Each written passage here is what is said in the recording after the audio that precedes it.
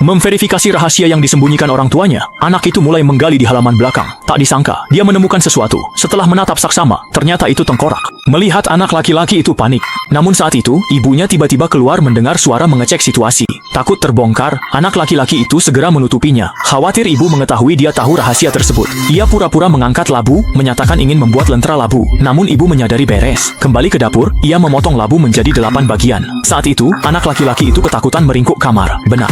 Kemudian ia diam-diam menelepon gurunya meminta bantuan. Tak disangka, ibunya buru-buru datang dan kebetulan mendengar semua yang dikatakan putranya. Seketika sang ibu meledak marah, meraih lengan putranya dan menguncinya di dalam kamar. Namun saat itu sang ibu menemukan lubang di dinding. Dengan panik ia meraba-raba dinding, seolah sudah tahu putranya telah menemukan rahasia. Lalu dengan suara keras menanyai putranya tahu apa. Anak laki-laki itu ketakutan melihat adegan ini hingga tak berani bersuara, dan ibunya langsung menguncinya di kamar. Begitu ibunya pergi, anak laki-laki itu hati-hati turun ke lantai bawah. Tak disangka ia kebetulan melihat kedua orang tuanya berbisik-bisik, seolah membahas bagaimana cara menyingkirkannya. Mendengar suara itu, anak laki-laki itu buru-buru bersembunyi di kamar. Menyadari waktunya tak banyak, ia tak boleh berpangku tangan menunggu ajal. Keesokan harinya, ia diam-diam menaruh racun tikus ke dalam makanan. Kedua orang tuanya yang tidak mengetahui apa-apa, setelah memakannya, seketika jantung mereka berhenti berdetak dan tewas di tempat. Namun saat anak laki-laki itu membuka pintu ruang bawah tanah, tanpa diduga ia justru melepaskan seekor monster berwajah mengerikan. Tepat ketika anak laki-laki itu panik berlari kembali ke dalam rumah, kebetulan si preman bersama orang-orangnya bergegas tiba di rumah, dan akhirnya tanpa diduga jatuh ke dalam cengkraman monster itu. Dalam sekejap mata, semua orang tewas. Saat monster hampir menemukan anak laki-laki itu, pada saat genting gurunya tiba tepat waktu.